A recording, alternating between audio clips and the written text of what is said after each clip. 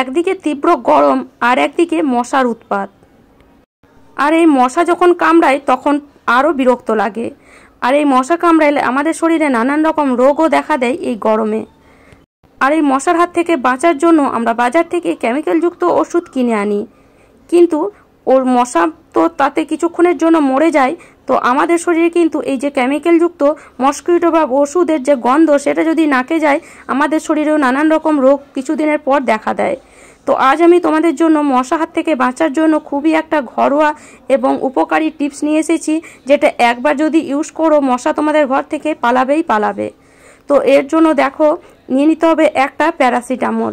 আমাদের বাড়িতে তো এখন সবার বাড়িতে মোটামুটি প্যারাসিটামল আছেই। তো প্যারাসিটামল যদি তোমাদের ডেট চলে গেছে তো সেটাও নিতে পারো, বা ডেট থাকলেও একটা প্যারাসিটামল অন্তত নিয়ে নাও। নিয়ে একটা যে কোনো জায়গার মধ্যে, যেটা ইউজ করো না সেই জায়গার মধ্যে ভালো করে এটাকে এইভাবে গুঁড়ো করে নাও।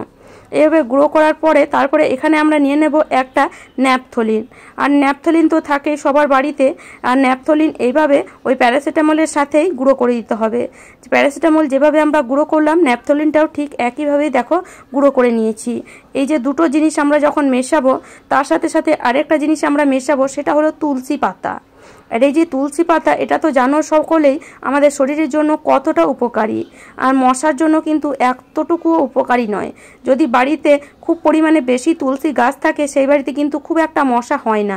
তোমরা খেয়াল করে দেখবে, তুলসী পাতা যে বাড়িতে অনেক বেশি পরিমাণে মোটামুটি 20 থেকে 30টা মতন থাকে, যদি সেই বাড়িতে একটা মশা তোমরা দেখতে পাবে না। কেননা তুলসী পাতার যে গন্ধ, সেটা কিন্তু মশার একদমই সহ্য হয় না।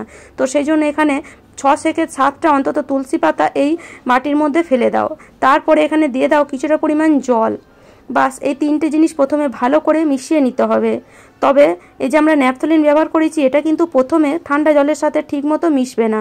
তো এর জন্য আমরা কি করব, এই জলটাকে একটু কিছুক্ষণের জন্য গরম করে নেব।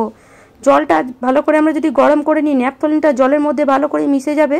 আর এখানে যে তুলসী পাতাটা আমরা ইউজ করেছি, সেই তুলসী পাতার যে গন্ধ বা তুলসী পাতার যে গুণ আছে, সেগুলো কিন্তু জলের সাথে ভালো করে মিশে যাবে। সেই জন্য জলটা খুব ভালো মতন গরম করে নেওয়া খুবই দরকার।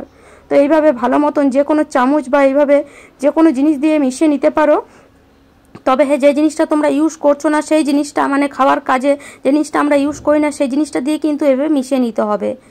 ভালো করে মেশালে দেখো জলটা এখন কালার চেঞ্জ হয়ে গেছে, আর আমাদের ন্যাপথলিনটা পুরোপুরি জলের সাথে মিশে গেছে।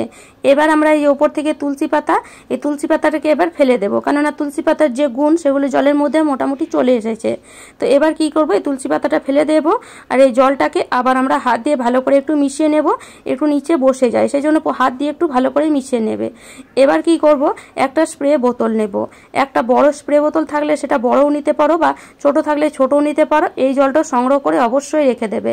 প্রত্যেক দিন যদি এই জলটা পুরো ঘরে দুপুরবেলায় ধরো 3টে থেকে 4টের মধ্যে যদি প্রত্যেক দিন স্প্রে করে দাও, দেখবে সন্ধেবেলায় বেশিরভাগ আমাদের ঘরে মশা আসে। মানে সন্ধেবেলায় জানলার দিকে দরজার দিকে দেখবে মশা আসে। তো সন্ধেবেলায় দেখবে সেই মশা কিন্তু আর বাড়িতে প্রবেশ করবে না। কেননা আমরা 3টে থেকে 4টের মধ্যে যদি স্প্রে করে দিই, পুরো বাড়ির মধ্যে এই যে তুলসী পাতা বলো আর ন্যাপথলিন বলো আর আমরা যে প্যারাসিটামল ওষুধটা ব্যবহার করেছি, তার যে উগ্র একটা গন্ধ, 3টে জিনিস মিলে যে একটা গন্ধ দিচ্ছে, সেটা কিন্তু মশার একদমই সহ্য হবে না। আমরা হয়তো খুব একটা গন্ধ পাবো না, কিন্তু মশার কিন্তু খুবই গন্ধ লাগবে। সেই জন্য মশা কিন্তু সেই বাড়িতে আর ঢুকবে না।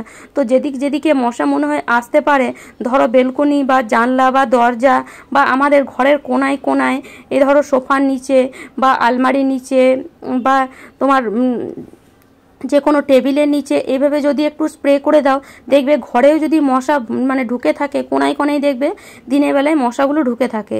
তো সেই মশাগুলো কিন্তু হুড় করে বেরিয়ে যাবে। আর যদি বাইরে থেকে সন্ধেবেলায় যে মশা আসার সম্ভাবনা থাকে, এইভাবে আগে থেকে স্প্রে করে রেখে দাও। তারপরে তোমরা বিকাল হলে জানলা দরজা খুলে দাও। খুব সহজে দেখবে ঘরও ঠান্ডা হয়ে যাবে, রাতে খুব ভালো ঘুমও হবে, আর একটাও মশা তোমাদেরকে আর বিরক্ত করবে না। তো দেখো এখন আমার এই যে জানলাটা পুরোপুরি লাগানো, কেননা বাইরে এখন প্রচণ্ড রোদ, এখন 3টে বাজে, সেজন্য বাইরে প্রচণ্ড রোদ। তো আমি এই জানলাটা এখন লাগিয়ে রেখেছি। এবার এইভাবে স্প্রে করে দিলে তারপরে যখন 5টার সময় জানলাটা খুলে দেব, তখন কিন্তু এতটুকু মশা আর ঘরের ভেতরে প্রবেশ করবে না। জানলা খুলে তোমরা পুরো রাত ঘুমিয়ে নিতে পারো, এতটুকুও মশা কিন্তু তোমাদের শরীরে কামড়াতে আসবে না। কেননা পুরো ঘরে যে আমরা স্প্রে করেছি, সেই স্প্রে করার কারণে মশা কিন্তু আর আসবে না। তো আশা করি বন্ধুরা আজকের টিপসটি অবশ্যই একবার হলেও প্রয়োগ করে দেখবে।